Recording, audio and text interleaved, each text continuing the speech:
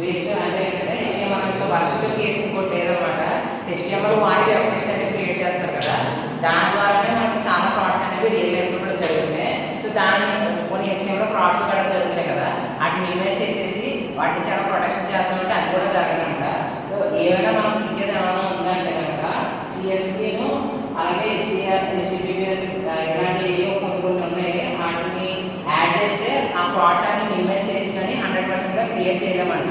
So మరి ఎందుకు చేసారో తెలియదు. దీనికి ఆల్టర్నేటివ్ కూడా ఏమీ లేదు మరి. సో మనకి నార్మల్గా మన రియల్ లైఫ్లో జరిగే స్కామ్స్ ఫర్ ఎగ్జాంపుల్ ఏంటంటే కొన్ని ఎగ్జాంపుల్స్ కింద XSS, GSR, clickjacking, HTML injection. So మనం క్లారిటీగా రియల్ లైఫ్ ఎగ్జాంపుల్ వాటిని తెలుసుకున్నాం. సో XSS అంటే క్రాస్ సైడ్ స్క్రిప్టింగ్. సో అంటే ఏంటంటే నార్మల్గా మనం వాట్సాప్ వాడుతుంటాం కదా, సో వాట్సాప్లో మన వాట్సాప్ గ్రూపుల్లోనే సో వినే ఛాన్స్ ఫర్ ఐఫోన్ అని, సో న్యూ ఇయర్కి వచ్చేసరికి వ్యాలంటైన్స్ డేకి వచ్చిందంటే చాక్లెట్ తెచ్చుకోండి, టెడ్డీబేర్ తెచ్చుకోండి అని చెప్పేసి కరెంట్ మెసేజ్ వస్తాయి కదా, అక్కడ ఆ లింక్స్ క్లిక్ చేసినప్పుడు ఏమవుతుందంటే ఏదో ఒక వెబ్సైట్ ఓపెన్ అయ్యి సడన్గా పాపప్ అయిపోతుంది అనమాట. సో పాపప్ అయిపోయి మీ యూజర్ నేమ్, మీ పాస్వర్డ్ ఎంటర్ చేసి ఈ మెసేజ్ని ఇంతమంది షేర్ చేయండి, షేర్ చేస్తే మీరు %1 పెరుగుద్ది అని చెప్పేసి చెప్తుంటారు. సో అక్కడ వచ్చేసరికి ఆ పాపప్ అయినప్పుడు ఏమవుతుందంటే ఒక వెబ్సైట్ నుంచి హ్యాకర్ వెబ్సైట్ ఏదైతే ఉందో, అంటే మన ఇన్ఫర్మేషన్ తీసుకోవడానికి హ్యాకర్ వాడి ఏ వెబ్సైట్ అయితే క్రియేట్ చేస్తారో దాంట్లోకి వెళ్ళిపోతున్నాం అనమాట. సో పోనీ దానికి ప్రివెన్షన్ ఏంటంటే CSP. సో CSP వాడి control security policy, content security policy. So దాన్ని వాడి దాని నుంచి తప్పించుకోవచ్చు అంతే. సో ఫస్ట్ ఆఫ్ ఆల్ ఏంటంటే మనం అలాంటి అన్వాంటెడ్ లింక్స్ని క్లిక్ చేయకూడదు. ఇది XSS గురించి. నెక్స్ట్ CSRF అంటే ఏంటంటే దీనికి రియల్ లైఫ్ ఎగ్జాంపుల్ ఏంటంటే మనం నార్మల్గా మొబైల్ కార్డు యూజ్ చేసినప్పుడు మన మొబైల్ మనకి బ్యాంక్స్ వాడుతుంటాం కదా, బ్యాంక్ అకౌంట్స్ అవి వాడినప్పుడు మీకు KYC పెండింగ్ ఉంది, ఒకసారి వెరిఫై చేసుకోండి అలాంటి మెసేజ్ వస్తుంది. సో అలాంటప్పుడు మనం వెరిఫై చేసుకోవడం మనం బిల్లు అవి ఎంటర్ చేస్తుంటాం. అక్కడ ఏమవుతుందంటే సో అక్కడ సో అవి ఫేక్ లింక్స్ అని అవి ఎలా తెలుస్తుందంటే 2 రకాలుగా తెలుస్తుందంట. ఫర్ ఎగ్జాంపుల్ మనకి ఏదైనా వెబ్సైట్ URLs ఉంటాయి కదా, సో ఇలా ఉంది. సో మనం ఏదైతే స్టేట్ టైం వాడుతుంటే SMA అని ఇలా ఉంటాయి.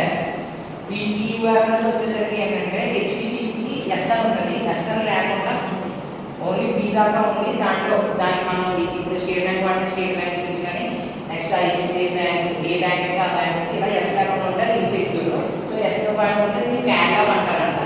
సో అది సెక్యూరిటీ అనమాట. సో URL చూసుకున్నప్పుడు అలా చూసుకుని కూడా సెక్యూరిటీగా ఉండొచ్చు. నెక్స్ట్ వచ్చేసరికి ఏంటంటే క్విక్ జాయింగ్ అంటే ఏంటంటే మనం కరోనా టైంలో కట్ట కూడా మనం ఫ్రీ ఫైర్ అయ్యి మంచిగా ఆడాం. సో ఆ టైంలో ఏంటంటే మనం డైవర్స్ కోసం పక్కన పడి ఏంటంటే చాలా వెబ్సైట్లు వెళ్తాం అనమాట. సో ఆ టైంలో ఏంటంటే ఫేక్ వెబ్సైట్స్లో ఏంటంటే మనకి ఫర్ ఎగ్జాంపుల్ ఇక్కడ క్లిక్ చేయండి మీకు డైరెక్ట్గా అకౌంట్లోకి డైమండ్స్ అనేవి వచ్చేస్తాయని చెప్పేసి ఉంటుంది. సో అది వచ్చేసరికి ఫేక్ ప్రాంప్ట్ అనమాట. అంటే మీకు బయటికి కనబడేది ఒకటి, దాని లోపల ఇంకొకటి ఉంటుంది అనమాట.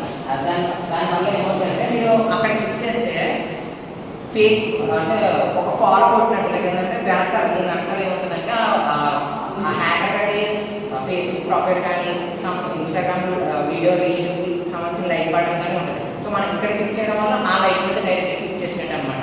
సో బయటకి కనబడేది ఒక లేయర్ ఒకటి ఉంటుంది, వెనకాల ఇంకొక లేయర్ ఉంటుంది అనమాట. అలా డిజైన్ చేస్తాం. సో దాన్ని క్లిక్ చేయడం అంటే. సో నెక్స్ట్ వచ్చేసరికి HTML injection. So HTML injection అంటే ఏంటంటే కొంచెం సిమిలర్గానే ఉంటుంది. సారీ దీనికి పేమెంట్స్ చెప్పలేదు కదా. So so HTML demi address అనేవి ఉంటాయంట. సో వాటి ద్వారా మనం మినిమైజ్ చేయొచ్చు అని చెప్తున్నాడు అనమాట. నెక్స్ట్ వచ్చేసరికి HTML ఇంజెక్షన్. సో దీనికి ఏంటంటే ఫేక్ ఫార్మ్స్. ఫర్ ఎగ్జాంపుల్ ఏంటంటే మీ నెట్ఫ్లిక్స్ అవి ఉంటాయి సిమిలర్గా అనుకుంటున్నాను, నెట్ఫ్లిక్స్ అయ్యి కదా. సో మీ నెట్ఫ్లిక్స్ సబ్స్క్రిప్షన్ అది అయిపోయింది, ఒకసారి చెక్ చేసి చూసుకోండి అని చెప్పేసి వస్తుంటాయి. సో మనం చెక్ చేసినప్పుడు ఏంటి యూజర్ ఏమో పాస్వర్డ్ కూడా ఇస్తాం, అంతే చాలు అది చాలు మన నెట్ఫ్లిక్స్ అకౌంట్ ఫ్రీగా వాడుకోవచ్చు. సో ఆ టైం అనమాట. సో HTML ఇంజెక్షన్ అనేది. సో దానికి ఏంటంటే కొన్ని ప్రిపేర్డ్ స్టేట్మెంట్స్ ఉంటాయంట, అవి వాడచ్చు.